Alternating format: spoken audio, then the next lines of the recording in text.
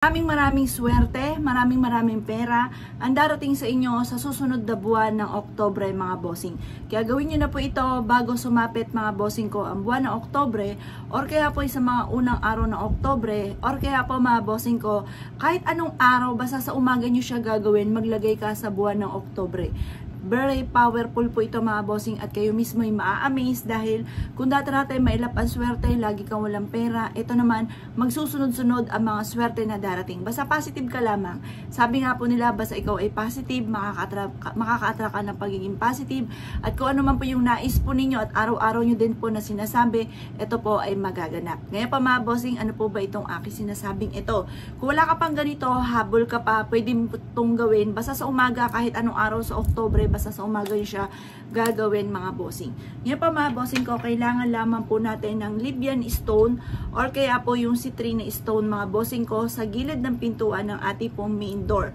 Kayo po ay maglagay ng tunay na halaman sa gilid ng pintuan ng inyo po main door, at maglagay ka ng 3 na Libyan stone or kaya citrine na kristal mga bossing ko sa gilid ng pintuan po ninyo, at magdudulot po ito ng swerte.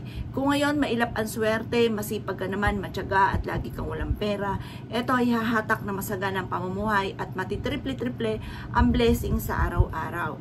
Proven po ito mga bossing ko. Basta ang gagawin nyo lamang ay ganito.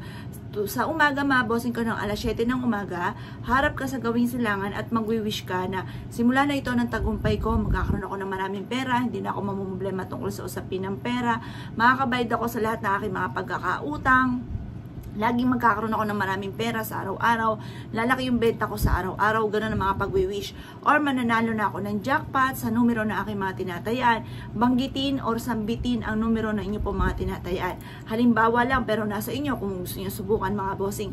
7, 25, 38, gano'n din po ang number 11, number 20, at ganoon din po number 43. Bahala na po kayo kung sample lang po yun ha. Sabihin nyo sa numerong alaga kong yan, dyan ako ay mananalo ng jackpot.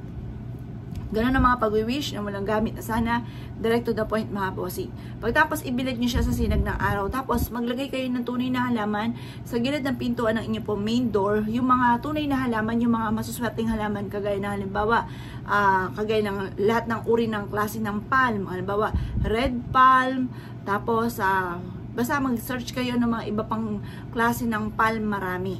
Yan, meron din po yung green palm. Basta usapin na parang nyug, ayun, maswerte po yun mga bossing. Kasi yun ay good of fortune. Pwede rin po ng puno ng laurel, or kaya snake plant, or kaya po mga bossing ko rubber plant. Basta yung mga masuswerte, basta tunay na halaman ha. Huwag kayo mag-ano ng plastic. Tunay na halaman. Kasi yung tunay na halaman, humihigop yan ng negative energy at nag-a-attract yan ng swerte. Tapos, eto, ilagay nyo lamang po dyan sa gilid ng pintuan ninyo sa may halaman, at magdudulot po ito ng swerte. Kung ngayon mailap ang swerte sa inyo, magnetin natin ang swerte, at yun din po tungkol sa usapin ng pera. Kaya kung ikigagawa ng ganito mga bossing, asya. Good luck po sa inyo po lahat.